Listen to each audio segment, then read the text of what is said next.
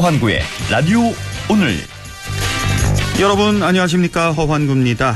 제주, 인천, 전북 등등 전국 곳곳에서 방글라데시에서 입국한 확진자가 연이어 발생해 방역당국을 긴장시키고 있습니다.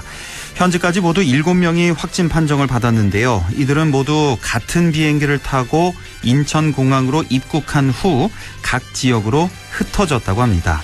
국내 확산이 우려되는 상황이 아닐 수 없습니다. 이들이 타고 온 비행기는 모두 284명을 태울 수 있는 비행기인데요. 실제 탑승 인원은 아직까지 확인이 되지 않고 있습니다. 진단검사를 받지 않은 입국자도 있어서 추가로 또 다른 확진자가 나올 가능성도 큰 상황입니다. 최근 방글라데시에서 코로나19 확진자가 10만 명에 육박할 정도로 급증하고 있는 상황이라는데요. 해외 입국자가 또 다른 불씨가 될 수 있습니다. 입국자 관리에 좀 더 세심한 주의가 필요하겠습니다. 6월 19일 금요일 라디오 오늘 광고 듣고 시작합니다. 형님, 큰일입니다. 다음 달부터 개별 소비세가 인상된답니다. 왜? 당장 사러 가자. 쌍용자동차가 혜택이 제일 좋은데요? 6월 SUV 구매 시 정부에서 개별 소비세 최대 143만 원, 쌍용자동차에서 최대 150만 원 추가 지원까지. 60개월 무이자 할부까지? 역시 이런 혜택은 쌍용자동차밖에 없구만. 쌍용자동차 전 시장에서. 건강한 나의 내일, 행복한 나의 내일, 빛나는 나의 내일, 나의 내일, 건강한 매일. 건강한 내일을 여는 글로벌 헬스케어 기업 휴원스. 맑은 공기가 집 안으로 들어오니까 청정, 나쁜 공기를 집 밖으로 내보내니까 환기. 공기청정과 환기를 동시에 하니까 청정환기. 이제 창문 닫고 환기하세요. 청정환기 시스템을 나비앤하우스에서 만나보세요. 경동 나비엔 아버지도 뉴케어, 어머니도 뉴케어.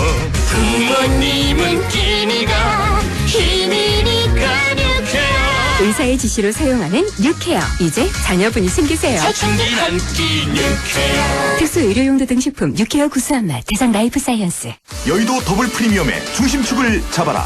힐스테이트 여의도 파인 누체. 9호선 색강역, 5구호선 환승 여의도역과 금융 업무지구 사이, 원룸에서 3룸까지 다양한 주거형 오피스텔. 힐스테이트 여의도 파인 누체. 견본주택 오픈 중. 1833-2367 현대 엔지니어링. 네, 라디오 오늘 금요일 순서 시작합니다. 1부 한 주간의 시사 이슈를 진단해보는 최진봉의 시사 포커스 잠시 후에 만나보겠고요. 2부 이슈 오늘에서는 장관을 지내다 퇴임한 이후에 고향에 와서 농사를 짓고 또 5급 공무원 생활을 하는 분이 있습니다. 많이들 아실 텐데요. 바로 이동필 전 농림축산식품부 장관인데요. 잠시 후에 만나보겠습니다. 이어서 어려운 경제 이슈를 알기 쉽게 풀어보는 시간, 경제 요정도는 알아야 한다. 박연미의 경제 요정 준비되어 있습니다. 라디오 오늘 생방송 놓치신 분들 유튜브로도 다시 들으실 수 있습니다. 많은 애청 바랍니다.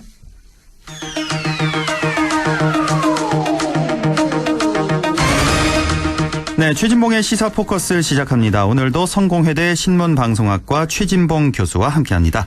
교수님 안녕하십니까? 예, 안녕하십니까? 예, 국회 얘기부터 해보겠습니다. 예. 통합당의 주호영 원내대표 지금 어디 간 걸까요?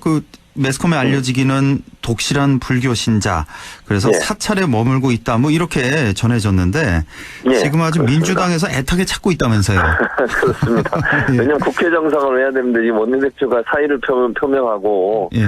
지금 이제 아마 처음에 호남 쪽에 있는 사찰에 있는 것을 알려지고 있다가 예.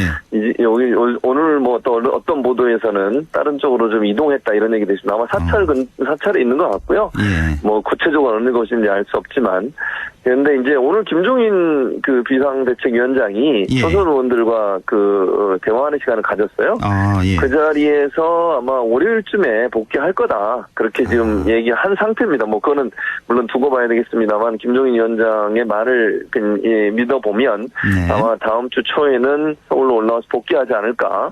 아마 이제 제가 볼 때 주호영 원내대표는 사의를 표명한 건 재심을 묻는 거라고 봐요. 왜냐면 그렇죠. 이번 그 상임위원회 문건 가지고 당내에서 뭐 일부 의원들은 법사위 그냥 포기하고 우리가 이제 다른 상임위를 좀 적극적으로 하자 이런 주장도 있고 예. 네. 또 반대로 법사위를 이제 놓친 것에 대해서 제대로 대응하지 못했다는 비판 여론도 있거든요. 그러다 보니 네.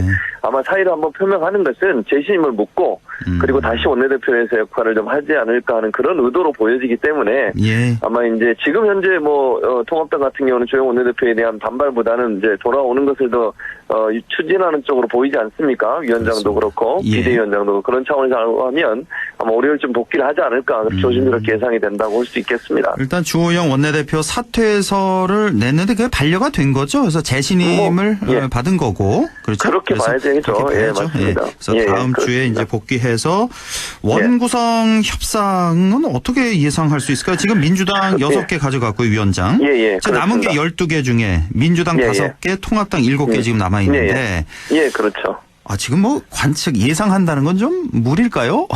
어떻게 보세요? 아니 근데 저는 예. 제가 볼 때는 지금 상황에서는 그렇게 결정이 날 가능성이 높다고 보여요. 예. 예, 국회의장도 사실 오늘 이제 회의를 안 열잖아요. 이 예. 회의 협상을 다시 하라고 얘기한 걸 보면 이제 그런 부분에 있어서 조영 원내대표의 복귀라든지 아니면 협상 이런 부분들을 염두에 두고 한 거라고 보이지는데 물리적으로 지금 현재 그 6명 임명한 걸 다시 되돌리라 이렇게 그게 이루어질 가능성은 뭐 거의 없다고 보는 게 맞거든요. 예. 그러니까 이제 그거를 계속 그렇게 주장하는 것은 국민들 볼 때 이게 발목 잡기 아니냐 이런 비판이 또 일 수도 있어요. 그럼요. 예. 그래서 그런 부분 때문에 통합당이 부담이 될 수밖에 없고 그렇다고 하면 실리를 취하는 쪽으로 갈 거다. 저는 그렇게 봅니다. 예결이라든지 이제 중요 상임위가 있지 않겠습니까? 예. 그러니까 법사위는 이미 민주당이 가져갔으니 다른 중요 상임위를 또는 이제 알짜 상임위라고 보통 얘기하는 그런 쪽을 아마 그 통합당이 가져오는 쪽으로 해서 협상이 끝나지 않을까 그렇죠. 그렇게 예. 조심스럽게 예상이 된다 이렇게 볼 수 있을 것 같습니다. 지금 또 남북 문제 해법을 찾기 위해서라도 그렇죠. 국회가 예, 맞습니다. 정상 가동돼야 예. 한다.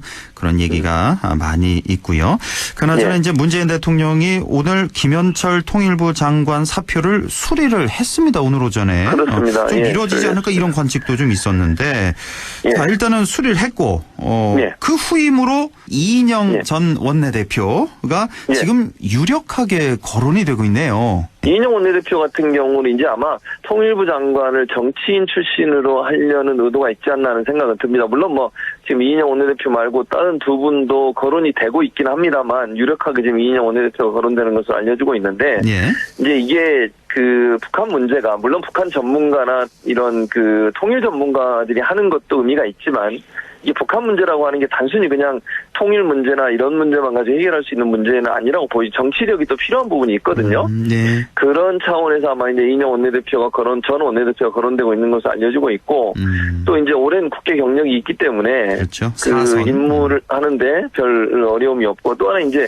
청문회 통과 문제는 사실 또 여러 가지 부담이 될 수 있잖아요. 저 지금 장관 상황에서. 청문회 또 통과를 해야죠. 그럼요. 예, 그런 예. 이제 아시는 것처럼 이제 의원 출신들이 대부분 청문회를 이제 통과를 좀 쉽게 하는 편이잖아요. 그렇습니다. 그러다 보니까 이제 그런 부분도 고려를 하다 보니 이인영 원내대표, 전 원내대표가 아마 이 후보로 오르고 있는 게 아닌가 그렇게 예. 볼 수 있을 것 같습니다. 그렇군요. 예. 그나저나 예. 지금 이 남북 관계 어떻게 될지 예. 남북 공동 연락 사무소를 폭파하면서 아주 급박하게 지금 상황이 돌아가고 있는데 예.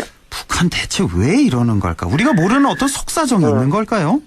두 가지라고 저는 보는데요. 두 가지. 기본적으로는 북한 내부 문제가 일단 있다고 봅니다. 지금 그 북한 내부에서는요. 예. 그 통일 관련된 부처나 부서에서 보고한 내용들을 보면 예. 고난의 행군 때보다 훨씬 더 어렵다는 얘기가 나와요, 지금. 그럴 수밖에 없죠, 지금 예, 상황이. 그럼요. 그러니까 지금 대북 제재가 오래되면서 경제적으로 어려웠죠. 거기다가 유일하게 사실은 이제 물건을 받고 물자를 공급받는 게 중국 라인 아니었습니까? 예. 그런데 코로나19 사태 이후에 중국 국경을 완전히 닫아버렸어요.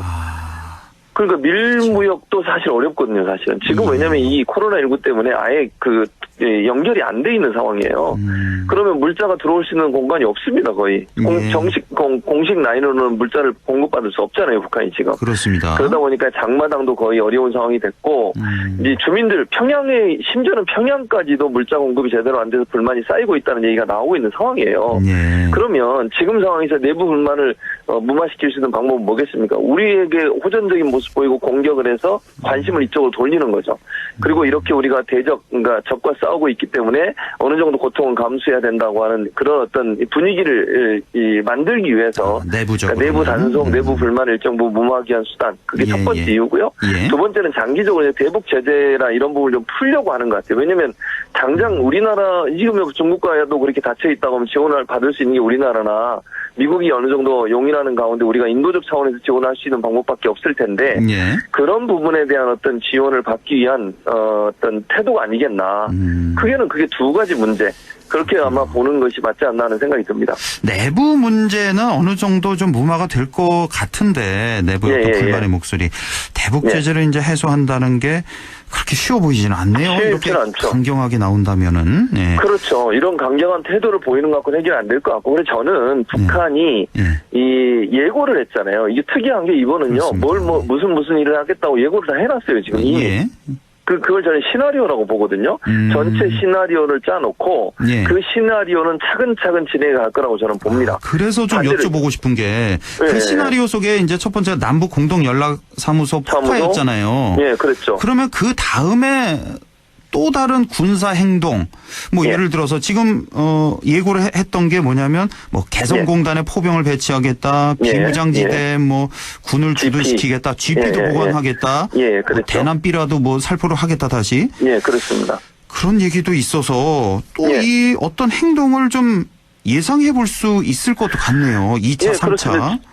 지금 말씀하신 그 시나리오로 갈 거라고 보여집니다. 그러니까 다시 말씀드리면 GP는 당장 건물을 짓는 시간이 좀 걸리잖아요. 그럼 초소 같은 걸 설치해서 군을 주둔하는 방식. 그다음에 이제 군을 전개를 시켜 금강산 지역이나 아니면 개성공단 지역에 군을 주둔하는 거. 그리고 또 하나 얘기했던 게 뭐냐면 서해안 쪽에 해상 포격 훈련을 하겠다는 얘기까지 했어요. 해상 포격 훈련. 그 정도까지 할 거라고 봅니다. 그러니까 저는 제가 말씀드리고 싶은 것은 뭐냐면 시나리오는 이미 짜여져 있고요. 우리가 어떤 반응을 보이든 그 시나리오는 계속 갑니다. 다시 말씀드리면 대북 전단 문제를 빌미로 삼았지만 우리 정부가 적극적으로 나서서 또 지자체가 적극적으로 나서서 대북 전단 살포를 막았잖아요. 그런데도 폭파했거든요. 그 말은 이 시나리오는 간다는 겁니다. 어떤 반응이 나오든 관계없이 간다. 긴장을 최대한 끌어올린 다음 다만 저는 일부에서 예측하는 것처럼 우리 국토를 직접 타격하거나 아니면 우리 군을 향해서 총을 발사하거나 그런 가능성은 저는 낮다고 봐요. 연평도나 서해해전처럼 그렇죠. 이런 거. 일부에서는 그렇게 예측을 하는데 그럴 가능성은 낮아요. 그러면요 더 이상 아무것도 얻을 수가 없어요. 북한 입장에서는. 그래서 최대한 긴장감을 끌어올리는 것은 지금 본인들이 너무 힘들다는 표현이라고 저는 보고요. 그 긴장감을 끌어올려놓고 협상에서 더 유리한 고지를 가져오려는 의도가 있다. 그런 차원으로 해석하는 게 맞다고 보여지기 때문에 우리가 이런 북한이 하나하나 어떤 행동을 하는 거, 예고된 행동을 하는 것 때문에 너무 막 호들갑을 떨 필요는 없다. 물론 우리 군은 철저하게 대비하고 만약의 사태, 전혀 만약의 사태에 북한이 공격을 하거나 어떤 형태로는 도발하면 우리는 거기에 몇 배로 응징을 해줘야 됩니다. 그건 당연히 해야 되는 상황이고요. 그렇죠. 그래서 저는 그렇게까지 하지 않을 걸로 보고, 그러나 대비태세는 해야 된다는 말씀이고요. 그렇습니다. 그리고 나서 아마 이제 본인들이 원하는 것들을 얻으려는 시도를 할 거다. 대북 제재가 완전히 풀리지 않을 겁니다. 그거는 제가 볼 때 불가능하고요. 인도적 차원에서 어떤 지원들 이런 부분들을 논의해 볼 가능성은 있다. 그래서 저는 눈여겨볼 게 김정은이 전면에 나서지 않는 부분이에요. 저도 그렇지 않아도 이거 좀 여쭤보려고 그랬어요. 이번에 한마디도 안 했고 카메라에 비치지 않았고 김여정을 전면 대신에 배치를 했단 말이에요. 이게 맞습니다. 뭐냐면 단순히 그냥 김정은을 뒤에 남겨두는, 그러니까 최고 지도자 카드를 좀 뒤에 남겨두기 위함일까? 아니면 조금 더 확대 해석해서 좀 김정은 그 이후에 건강도 좀 안 좋다 이런 얘기도 하도 많아서 이인자를 좀 키우기 위한 그런 포석일까? 이런 의심이 의구심이 좀 들더라고요. 그렇죠.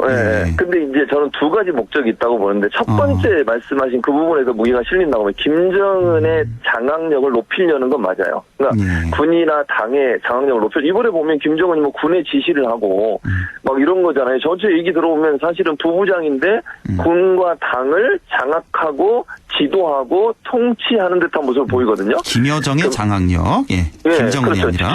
그렇죠. 2인자로서의 장학력을 키우는 거죠. 그러니까 1인자는 절대로 안 되고요. 2인자로 장학력을 키운다고 봅니다. 거기까지입니다. 근데 왜냐? 잘 보세요. 북한 정권은요. 독재 정권이기 때문에 형제도 못 믿어요. 사실은. 그렇습니다. 그렇지 않습니까? 언제 어떻게 될지 모르는 겁니다. 그런 상황이 나오면 견제자를 만들지 않습니다. 그러나 지금 상황에서는요. 본인이 만약에 건강 상태가 나빠지거나 김정은 입장에서 위기에 빠졌을 때 본인을 보호하면서 2인자로서 어떤 통치를 할 수 있는, 그러니까 관할을 할 수 있는 사람이 필요한 거예요. 그 개중에 믿을 수 있는 사람은 김여정밖에 없거든요. 김정은 입장에서는. 그런 차원이라면 2인자로서의 자리를 굳혀주는 겁니다. 그래서 본인이 혹시나 무슨 일이 일어났을 때 다른 어떤 사람들이 모반을 모색한다거나 또는 뭐 김정은을 제거할 위한 시도를 하는 것을 막을 수 있는 거잖아요. 다만 그럼에도 불구하고 후계자는 키우지 않을 겁니다. 저는 그렇게 보는데, 그리고 만약의 경우에 김여정이 후계자가 된다고 가정을 해보겠습니다. 그러면 김정은의 자녀들은 또 어떻게 되겠습니까? 이런 여러 가지 복잡한 문제가 있어서 김정은에게 2인자로서의 자리를 굳혀주는 기회를 삼겠지만 그렇다고 후계자로까지 키우지는 않을 거다. 그렇게 보는 게 맞지 않을까 봅니다. 자, 그나저나 지금 이 북한의 막말 그리고 군사적인 어떤 이런 행동들 어떻게든 이 긴장된 남북 관계를 풀어야 될 텐데 뭐 최근에 북한이 특사도 거절을 했고 또 특사 요청이 있었다는 것까지도 이건 사실 좀 비밀에 붙여줘야 되는데 공개를 해버리고 엄청난 비난을 쏟아내고 있고 이 참 풀기 어려운 숙제가 된 것 같은데 이거 어떻게 해결을 할 수가 있을까요? 이 문제들. 일단은 오늘 이제 그 언론 보도에 따르면 하와이에서 폼페이오 장관하고 양제츠 그 정치국원이죠. 그 중국의 외무 담당 정치국원이 만난 것으로 보도가 됐고요. 이제 구체적인 내용은 보도가 안 됐지만 뉘앙스 자체는 이렇습니다. 중국이 좀 나서서 북한의 호전적인 태도를 좀 눌러달라 이런 요청을 한 것으로 알려지고 있습니다. 관리에 들어갔다고 보는데 저는 그래서 북한이 어느 정도 선까지 가면 중국이나 우리 정부로부터 뭔가 인도적 차원의 지원을 받는 선에서 문제를 해결하거나 아니면 저는 이거는 뭐 다른 언론들이 얘기 안 하면 제 개인적인 생각입니다. 이게 맞을 수도 있고 틀릴 수도 있기 때문에 제가 뭐 확정적으로 말씀 못 드리지만 김정은이 전면에 나서지 않는 이유가 결정적인 순간에 김정은이 회담의 장소로 나올 수도 있다고 저는 봅니다. 김정은과 우리 문 대통령이 판문점이나 이런 장소에서 그럴 가능성이 저는 있다고 보거든요. 그래서 지금 꼭꼭 숨겨두고 있다. 그렇죠. 왜냐하면 그러면서 인민들한테 통 큰 결단. 그렇죠. 정치 지도자의 면모 이런 걸 보여줄 가능성이 있어요. 리더십을 또 한번 부각시킬 수 있는. 그럼요. 저는 조심스럽게 이건 뭐 실현될지 안 될지는 제가 장담은 못하겠습니다만 그럴 가능성도 저는 있다고 보거든요. 그래서 어느 정도 시나리오가 다 끝나고 나면 극적인 만남을 통해서 또다시 세계의 주목을 받고 김정은의 어떤 그 지도자로서의 면모를 강화시키는 수단으로 활용할 가능성도 전혀 배제할 수는 없다. 그런 생각도 저는 개인적으로 갖고 있습니다. 그렇게 좀 한 번에 해결이 됐으면 좋겠네요. 그러니까 문 대통령도 지금 전면에 나서질 않잖아요. 언급을 최대한 조심하고 마지막 그 카드를 위해서 또 한 번의 남북 정상회담을 통해서 남북 문제 해결 나아가서 이제 북미 회담까지도 다시 한번 도모할 수 있는 그렇게 좀 상황이 정리가 좀 됐으면 좋겠네요. 요즘 좀 좀 불안해서 왜냐하면 뭐 금강산 시설도 뭐 폭파하겠다 이런 얘기도 슬슬 나오고 맞습니다. 뭐 ICBM, 뭐 SLBM 이런 것도 다시 한번 실험하는 거 아니냐 이런 얘기도 슬슬 나와서 거기까지는 좀 안 갔으면 좋겠네요.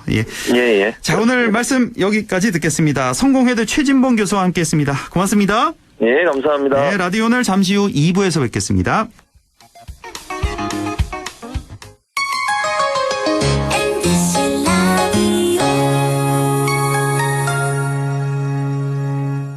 할인점보다 더 실속 있고 편의점보다 더 편리하게 살 수 있는 곳, 시장보다 더 정이 넘치고 백화점보다 더 품격 있는 곳, 이런 곳이 없을까요? 네, 우리 동네 우리 할인점 홈마트가 있습니다.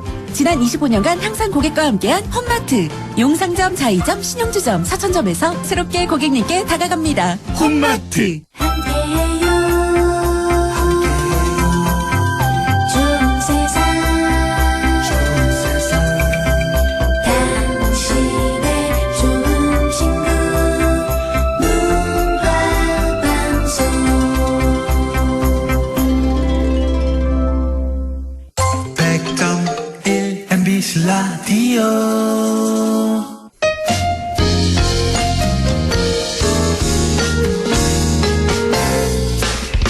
지금 지금 여러분께서는 안동 MBC 시사정보 프로그램 허환구의 라디오 오늘을 듣고 계십니다. 저는 사생결담 강지혜입니다.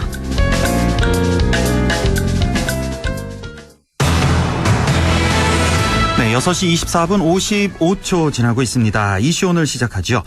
장관직에서 물러난 이후 고향에 내려와서 농사를 짓는다.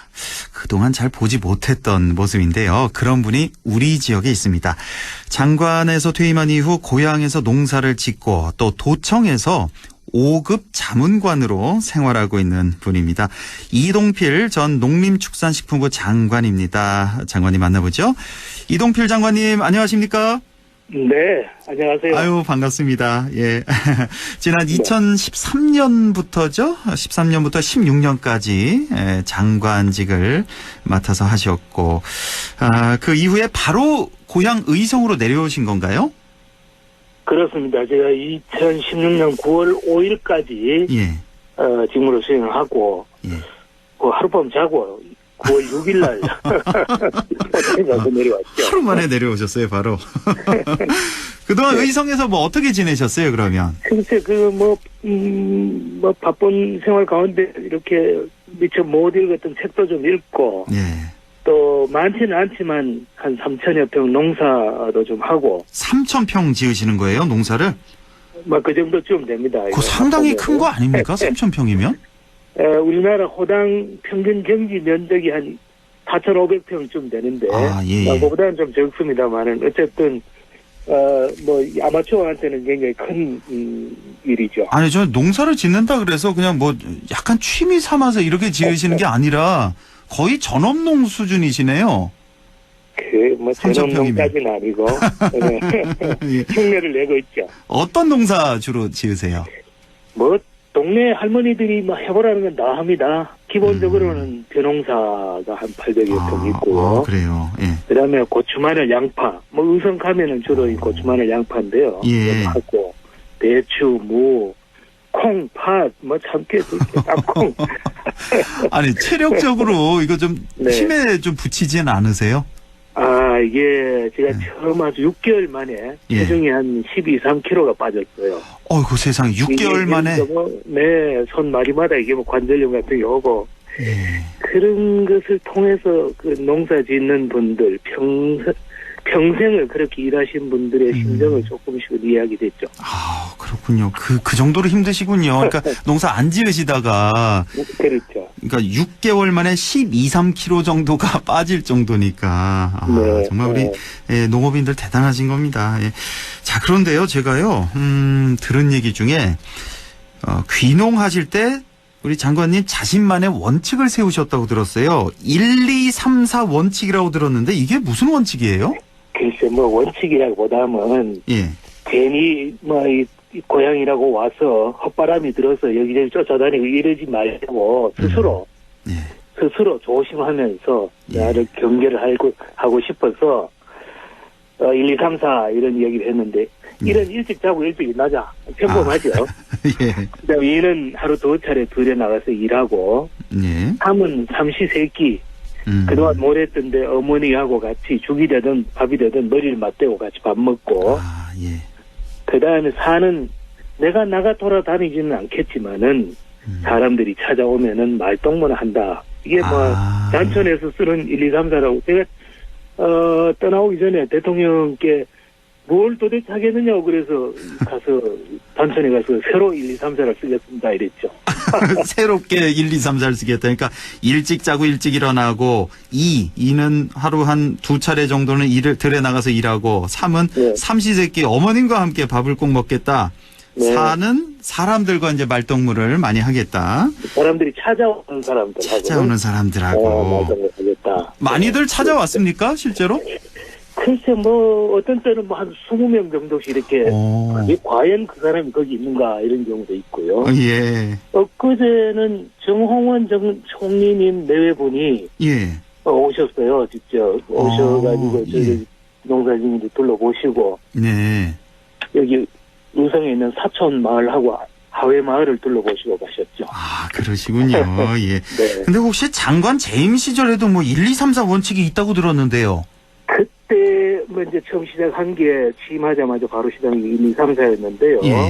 그때는 정말 소통이 중요하다고 생각을 해서 예. 일은 한 달에 2차례 이상, 한 달에 예. 일은 2차례 이상 현장에 가서 2차례. 잠은 3시간 이상 머물면서 사는 사람을 만나자 뭐 이런 게 있어요. 그러니까 소통을 많이 하자. 예. 사람들 왜 흔히 현장에 답이 있다 이러잖아요. 그렇습니다. 예. 그래서 뭐 이제 현장에 여기저기 쫓아다니고 이랬는데 그러다 보니까 3년 반 동안 뭐 그 공무회의 뭐 이런 걸 소화하면서 28만 킬로 가까이 뛰었어요. 자동차가 뭐 2번이나 이게 흩어질 정도로. 예. 요즘 와서 이렇게 생각해 보면은 현장에 뭐 답 이야기도 하지만 현장에는 문제가 있고. 예. 그래 뭐 문제 있는데 가서 뭐 이렇게 사진 찍고 쫓아다닌다고 해결되는 게 아니라 그 문제를 가져와서 전문가들 이야기도 듣고 네. 깊이 고민하고 토론해서 답을 만들어서 해결해야 된다 이런 생각을 많이 합니다. 현장에 답이 있다. 답이 지금 있다고는 하지만 현장에 문제가 있는데. 그렇죠. 문제가 있어서 네, 그걸 그래서 현장에 가서 제대로 파악하고 가져와서 이제 또 그렇습니다. 연구하고 그러니까 네. 탁상 공론이 아닌 그렇습니다. 현장 중심의 그런 행정을 네. 하지. 지금 이렇게 말씀을 쭉 듣는데 이철우 지사하고 말씀하시는 게 거의 비슷하네요. 좀 가르쳐 주신 거 아니에요, 혹시? 장관님이? 이거. 거의 네. 똑같아요, 지금.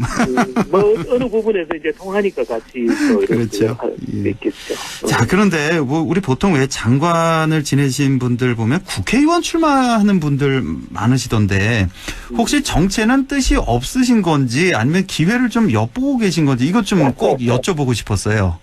사실은 정치가 중요하죠.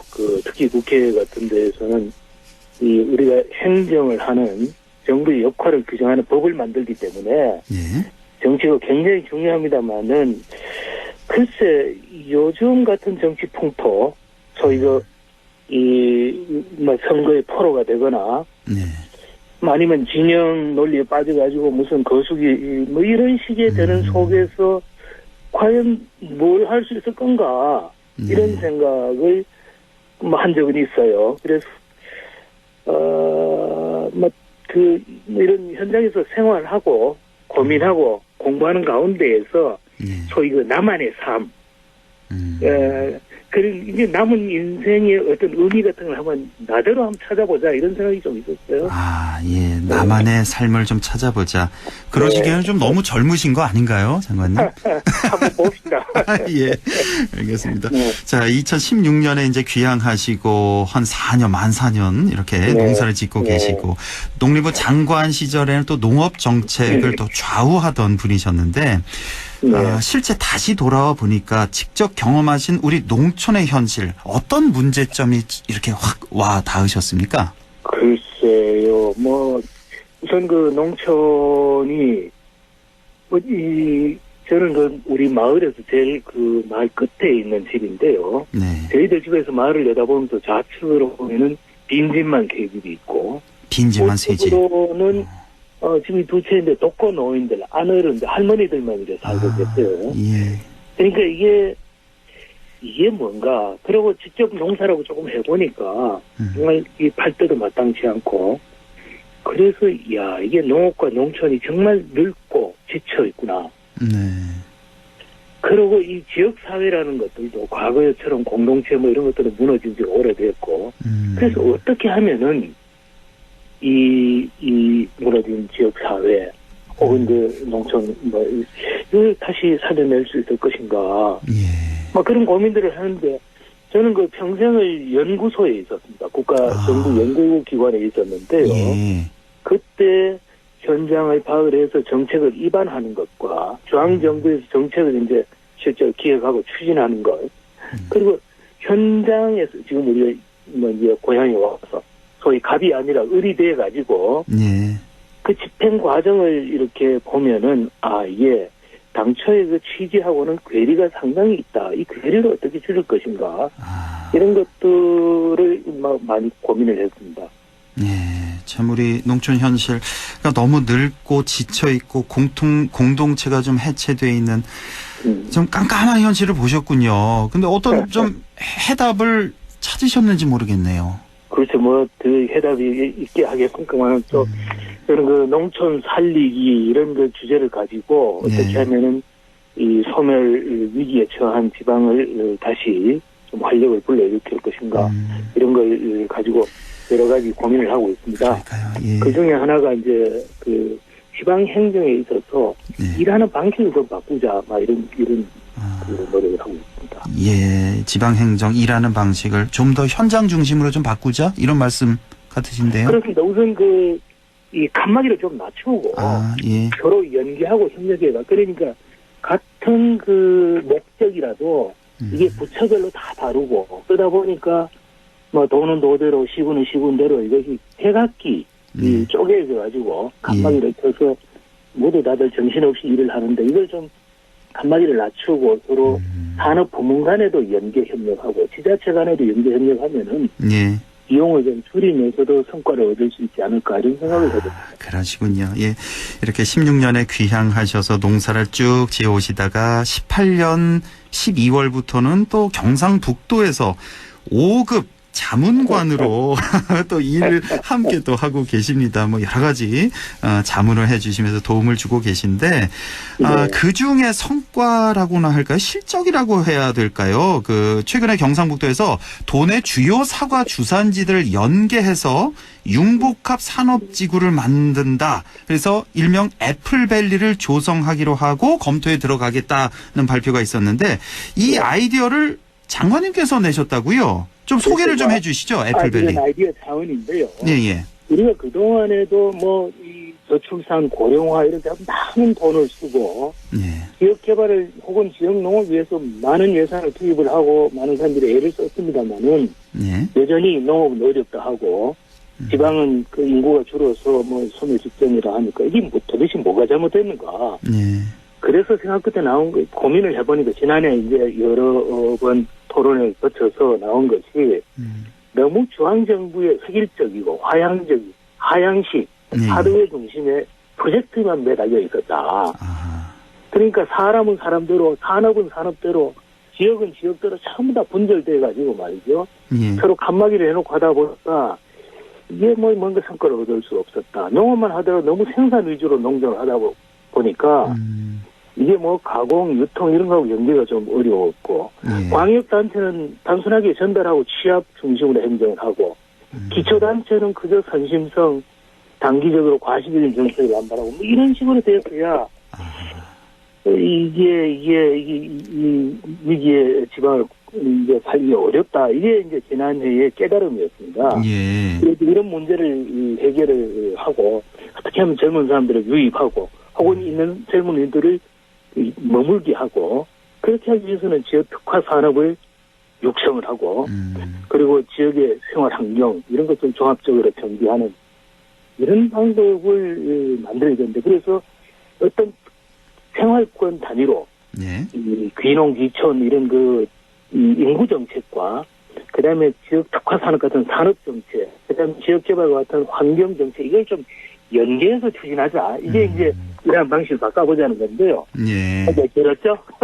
애플밸리는 기존에 우리가 이제 경북의 특화 산업이 사과인데요. 오래전부터 사과가 부산지인데 이게 지금 사과 생산이 지금 현재 기후 변화도 그렇고 고령화되고 노동력은 부족하고 또 다른 강원도 쪽으로 새로운 경쟁 지역도 생기고 뭔가 이게 달라져야 되는데 사과 생산자는 생산자대로 유통, 가공 모두 다가 이게 각자 하고 있습니다. 각자 개인적으로. 그리고 심지어 거기다 가공 좀 하고 좀 6차 산업하고 이래도 이것조차도 이제 모두 다가 각자가 개개인이 이렇게 하고 있으니 여기서 무슨 이 바게닝 파워라든지 새로운 기술의 축적이 이게 굉장히 어렵습니다. 더군다나 지원 정책도 보면은 지원도 이게 도의 농정국은 농정국 또 농업기술원이나 기술센터는 기술센터대로 지방자치단체는 모두 다 뿔뿔이 예를 들면 안동사가, 의성사가, 청송사가, 제각기 이런 식으로 해가지고는 애는 애대로 쓰고 그죠? 애는 애대로 쓰고 성과를 못 내고 있습니다. 이걸 한번 바꿔보자. 그래서 알겠습니다. 이 사과 주산지에다가 생산, 가공, 유통 이런 융복합 이런 산업 클러스터를 만들고 그걸 관광하고 연결하고 예. 지역 개발하고 연결해서 외지 사람을 끌어들여보자. 알겠습니다. 그래서 지역을 활성화하는 소위 그 일하는 방식으로 확 한번 바꿔보자. 이것이 이 위기의 농촌과 지방을 살리는 길이 안 되겠는가. 예. 옛날 같으면 눈먼 돈을 많이 끌어오자 이런 것들이 있는데 요새 그런 게 없잖아요.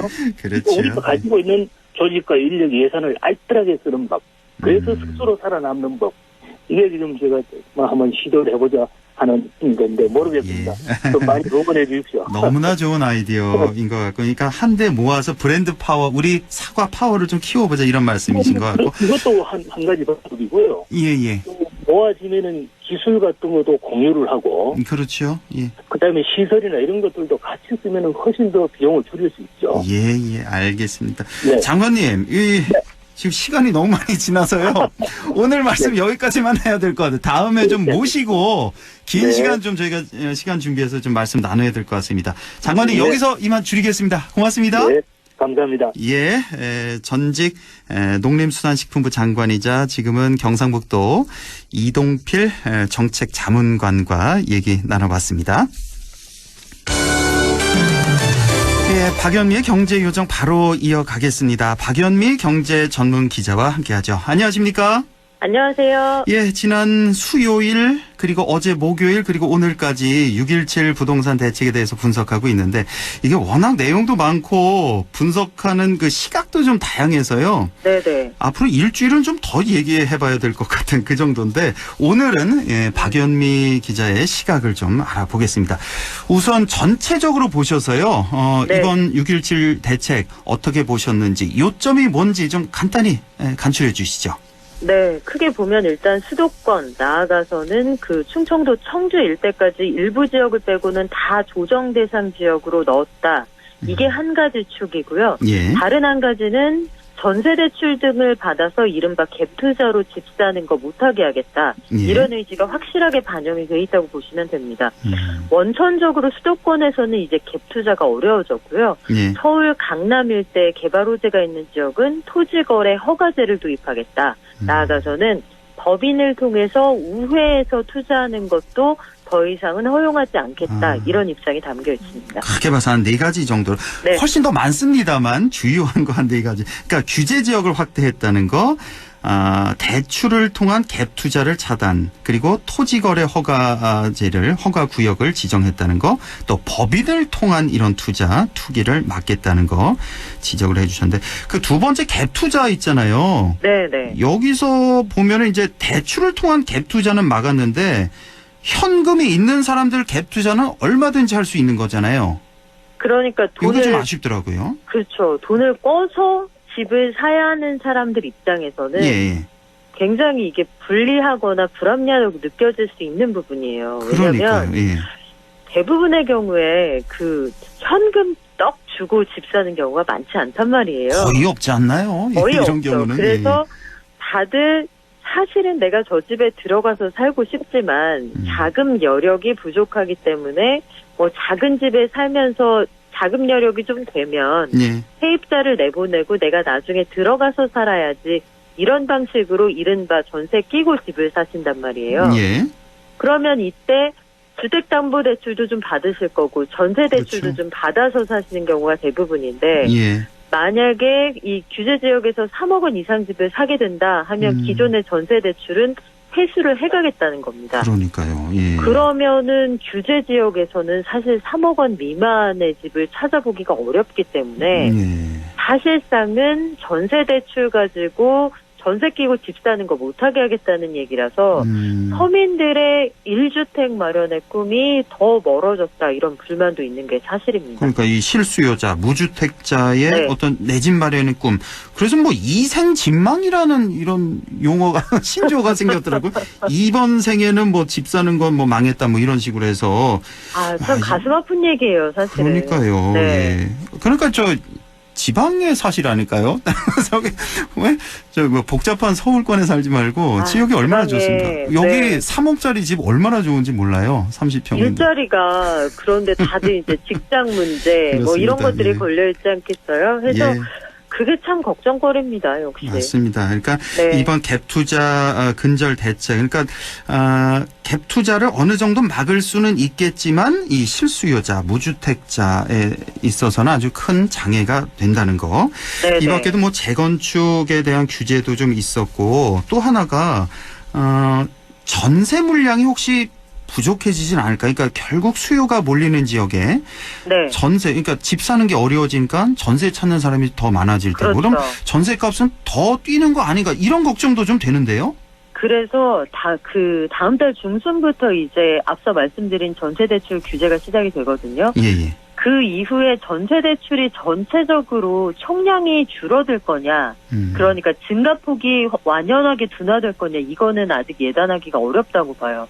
왜냐하면 지금 전체적으로 보면 돈을 꿔서 집 사기가 더 어려운 구조가 됐단 말이죠. 예. 그러면 목돈을 좀 모아서 집을 사야지 하는 분들은 일단 전세로 있어야겠다. 이런 수요가 더 많아질 수도 있고요. 그렇죠. 강남 일대에서 재건축 조합원 자격을 얻으려면 집주인이 반드시 2년을 들어가서 살아야 되거든요. 예.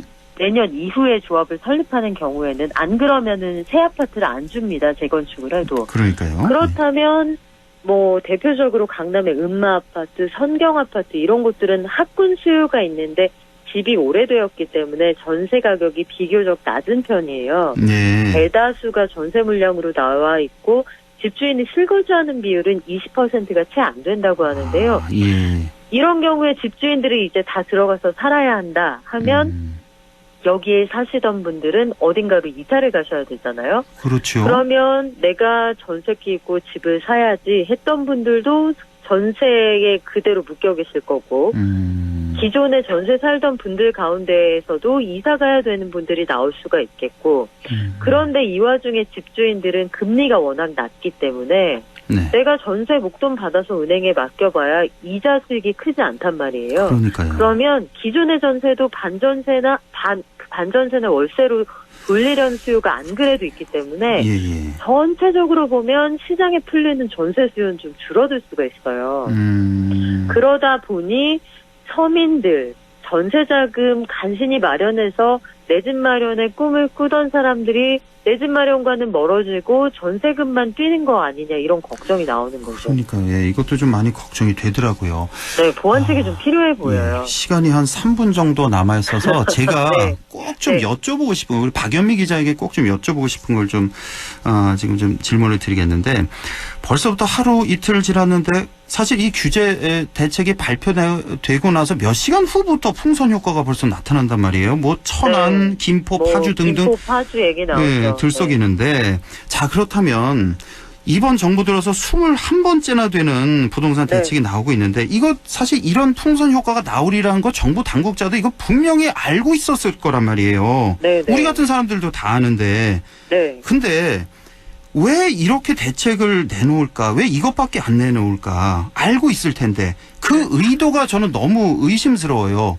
일부러 집값을 안 잡는 것 같은 저는 그런 생각까지 들거든요. 뭐 설마 그러기에 하겠습니까만은 아마 두 가지 의미가 있다고 봐요. 하나는 부동산 가격을 잡겠다는 정부의 의지를 어떤 식으로라든 보여주고 싶은데 그 방식이라는 게 결국 규제를 강화하고 조정 대상 지역을 늘려가는 것 이외에 뾰족수가 없다는 일종의 토로이기도 할 것이고 뾰족수가 있지 않나요? 지금 이 대책을 보면 너무 복잡하기만 하고 제가 생각하기에 뾰족수는 다주택자 보유세 인상 이거면 확실한데 왜 이거를 안 할까? 보유세 인상인데 그 부분이 이제 20대 국회에서 보유세 인상하는 법안이 발의가 됐어요. 국회에 넘어갔는데 처리가 안 됐습니다. 통과가 안 됐죠, 본회의에서. 네, 통과가 안 됐습니다. 그래서 21대 국회에서 아마 하반기에 처리가 될 것으로 보이는데 그것마저도 사실은 폭탄이 아니고 콩알탄이다 이런 얘기가 나왔거든요. 그것마저도. 말씀하신 것처럼 그 보유세 인상 부분은 점진적으로 계속 이루어져야 할 것으로 보이고요. 이번에 법인의 경우에는 종부세에서 6억 원 공제해주던 그런 혜택들 다 걷어들이기로 했거든요. 법인 투자 이거 막은 건 참 잘한 것 같더라고요, 이번에는. 그건 사실은 좀 진작에 막았어야 한다는 그런 고민도 좀 있는데요. 그거하고 별도로 결국은 공급이 늘어나야 합니다. 사람들이 많이 살고자 하는 지역에 임대주택 같은 것들이 늘어나서 예. 내가 굳이 여기에 큰 돈 수억 원씩 하는 돈을 묻어둘 필요가 없다는 인식이 퍼지지 않으면 이게 쉽지가 않을 거예요. 그리고 올해 상반기 부동산 시장은 코로나19 때문에 집 보러 가기도 어렵고 보여주지도 않았고 사실상 부동산 시장도 얼어붙어 있었거든요. 예. 그렇다면 저의 개인적인 생각입니다만 예. 그 양도세 중과를 면해주는 게 이번 달 말까지로 끝납니다. 다주택자들에 그렇죠. 대해서 예. 이 사람들이 집을 시장에 좀 내놓을 수 있도록 요 양도세 중과를 그 제한하지 않기로 한 요 기간을 약간 늘려주는 것도 예. 정책적인 운용의 묘를 좀 발휘할 수 있는 부분이라고 보고요. 예. 글쎄요, 근본적으로 1주택자, 그러니까 집이 없는데 집을 한 채 갖겠다. 이 사람들을 갭 투기꾼으로 볼 수 있느냐. 이거는 좀 심도 깊게 고민을 해봤으면 좋겠어요. 그건 볼 수가 없는 거죠. 예, 무주택자가 1주택 갖겠다는데. 예. 그러니까 이게 해답을 아는데 우리 경제 파급 효과가 너무 커질 것 같아요. 그 겁나서 그러는 겁니까? 정부에서. 저는 도저히 이해가 안 가더라고요, 이면은. 보유세는, 다주택자의 보유세는 좀 무겁게 물릴 필요가 있다는 게 중론이기 때문에 예. 아마 21대 국회에서는 보다 심도 깊은 논의가 있지 않을까 싶어요. 그렇습니다. 예, 오늘 말씀 여기까지 듣겠습니다. 박연미 경제 전문 기자였습니다. 고맙습니다. 고맙습니다. 예, 우리 정 날씨 알아보죠. 김도연 캐스터 전해주세요. 네, 하층은 뜨거워지는데 상층에는 아직 찬 공기가 남아 있어서요. 대기가 불안정해집니다. 때문에 소나기 예보가 들어있습니다. 작은 우산 챙겨두시면 좋을 것 같고요. 5에서 30mm의 비가 돌풍 벼락을 동반해서 우박이 떨어질 가능성도 배제할 수 없으니까 시설물, 농작물 피해 없도록 주의를 하셔야겠습니다. 내일도 상주, 문경, 예천, 영주, 봉화에는 오후에 소나기 예보 다시 한번 들어있습니다. 주말과 휴일 동안 소나기를 제외한다면 대체로 맑은 날씨 예상됩니다. 30도 안팎의 다소 더운 날도 예상되고요. 다음 주에는 수요일부터 금요일까지 전국에 장맛비가 한 차례 지나겠습니다. 내일 기온은 아침 17도, 한낮에 29도 분포 예상됩니다. 봉화 현재 기온은 23도, 습도는 51%입니다. 날씨였습니다.